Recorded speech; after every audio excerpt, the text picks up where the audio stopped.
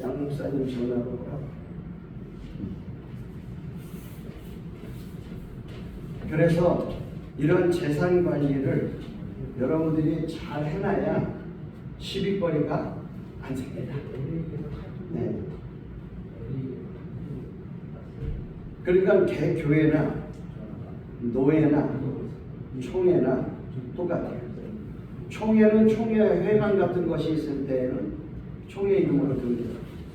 노회도 노회 이름으로 뭔가 사무실이나 뭐 이런 것들이 있을 때에는 노회 이름으로. 그런데 이 법인 이름으로 등기를 한다는 것이 참 복잡해요. 쉽지 않아요. 개인이 하는 거는 간단해요. 그런데 저희도 지금 연세 드신 집사님이 자기 죽으면 이거를 다 가져갈 수 없어서 기아 대책에다가 얼마 주고 나머지 교회에다가 빌라 하나를 받고 있는데, 이렇게 하면은 그래서 내가 우리 교회 이름으로 하는 것도 좋을 것 조금씩 그래서 명분이 있는 거는 북한교회 재건위원회에다가 해야 되겠다. 이사들 인감 갖고 와라, 뭐 인감도장 갖고 와라, 뭐 이런 게 있어요. 이게 복잡하게 해요. 그런데 그게 공신력이 있는 거죠. 안전. 그래서 이제 위임장을 이제 공증하려고 하고 있는데, 이분이 돌아가셨을 때, 살아있을 때, 돌아가셨을 때, 그 다음에 이런 모든 것들 통장 번호까지 기념을 해가지고 이제 그런 것들을 해야 되는데, 이 재산 조성하고 재산 관리하는 게 쉽죠. 그래서 160조의 재산 보존. 재산의 보존은 다음과 같이 지교회, 노예, 총회, 기본재산, 부동산은 유지재단이라고 하는데, 재단법, 유지재단이 재단법인이에요. 재단법인을 만들려면 건물도 있고 땅도 있고 현찰도 좀 있어야 되고 이렇게 할 수 있죠.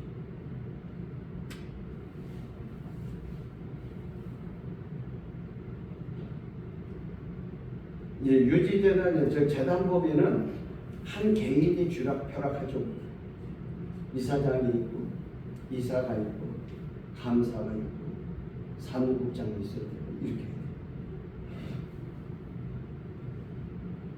재산 관리, 기본 재산의 취득, 매도, 증여, 교환, 용도 변경하자 할 때는 다음과 같이 지교회는 당의 공동회 순차적으로, 그 다음에 총회 유지단에 편입된 재산은 1항의 결의 후 교회에서 결의하고 난 다음에 유지재단에다가, 불편하긴 해요. 우리 교회 재산인데 총회 재단법인에다가 가입을 해놓으면 총회 이사회를 열어야 돼요.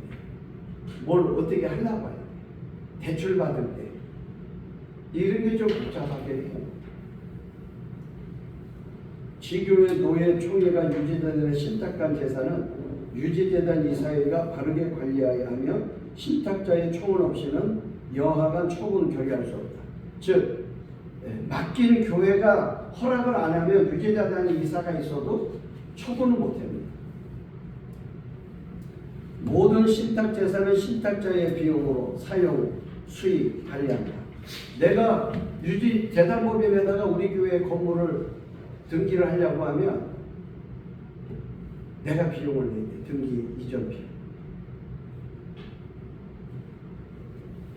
지교회의 기본 재산은 당회가 관리하고 보통 재산은 지교회가 관리한다. 권리의 제한, 교인은 교회의 재산에 대하여 지분권, 이거 굉장히 중요한 말이에요. 교인이 뭐 헌금을 아무리 많이 했어도 교회 이름으로 등기가 나거나 노회 이름으로 등기가 나거나 총회 이름으로 등기가 났을 때에는 내가 이거 헌금하니까 내가 이거 몇 프로 지분이 있다, 이걸 그만 안 하고 할 수 없다. 노예나 총회 유지재단이 수탁한 재산에 대하여 신탁자가 정당한 절차에 의하지 않고 그 소속 노예에 이탈할 경우 그 권리를 주장할 수. 즉 재단법인에다가 노예를, 교회를 등기를 해놨는데 노예가 마음에 안 들어. 어디 갈게요. 나 교단 떠날게요. 그럼 너만 혼자 가세요. 재산은 못 줍니다. 이렇게 되는 거예요. 그래서 사람들이 요 조항 때문에 이 재단법인에다가 재산을 잘 꺼리는 걸 망설이죠. 근데 교인 입장에서는 제일 안전한 거예요. 그 다음에 본 장로의 교리나 법규를 준수하지 않는 자의 재산에 관한 모든 권리는 제한할 수 있다.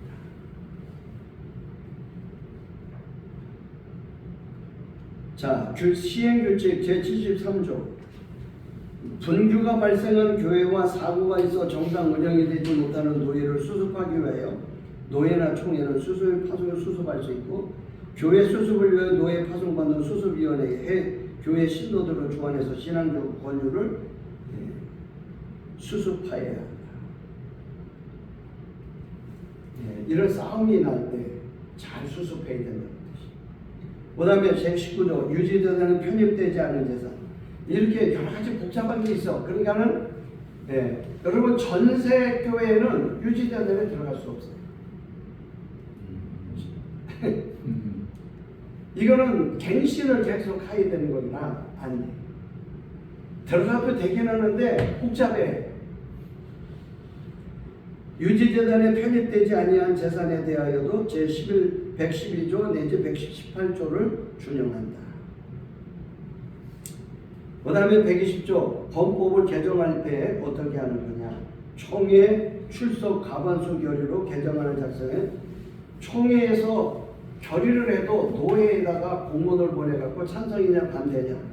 그래서 노회는 개정안 가부 투표를 해서 결과를 총회에 보고하고, 노회에서 수의한 개정안은 노회수 과반수의 가결.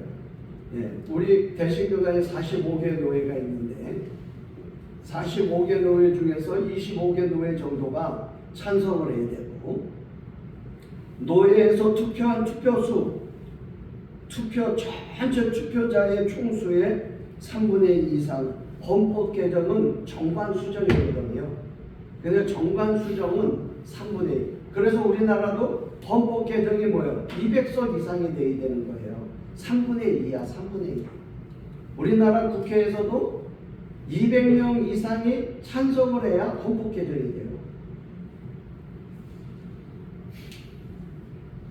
총회장은 수의 결과 가결되었음을 공고하고 실시한다. 노예사가 몇 월 며칠까지 이거를 결과를 보고하라 해서 결과를 취합해갖고 됐냐 안 됐냐를 공고를 내야 됩니다. 그래서 74조 시행규칙 헌법 정치 제16장에 있는 헌법 개정안 노예 수의 정족수는 다음과 같다. 120조 3항의 노예 과반수 가기는 총회 산하 전 노예 수의 과반을 말한다. 45개 노예가 있는데 45개 말하는 거고, 노예에서의 가결 정족수는 노예원 과반수의 출석. 노예가 몇 명만 해갖고는 안 돼. 노예원의 과반수 이상이 참석해야 돼요. 이거를 회의 정족수라고 해요. 회의 정족수.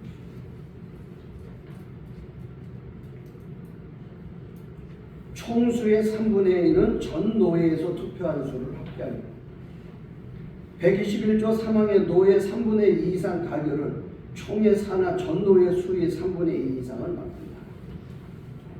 그래서 가결 종족수는 노예원 과반수, 출석 과반수, 총 투표는 3분의 2 이상은 전 노예에서 투표한 수를 합계한 총수의 3분의 1을 말한다.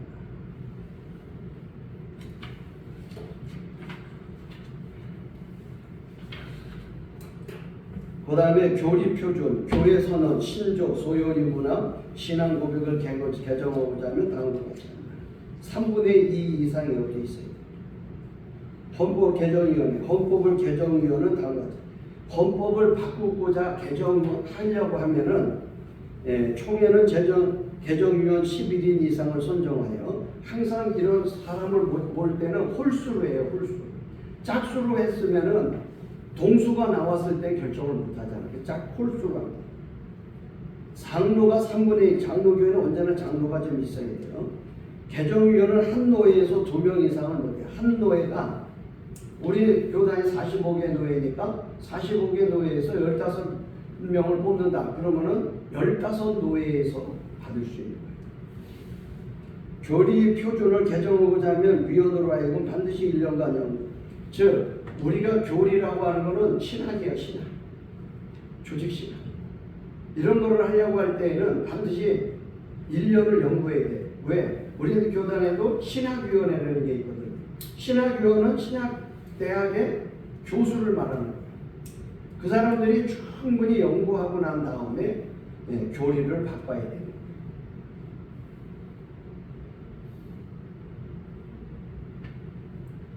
총회에서는 이 헌법을 다루는 부서를 법규위원, 우리 교단은 법규위원회, 다른 교단은 뭐 헌법위원회 뭐 이런 게 있는데 우리는 법규위원이라고 했어요.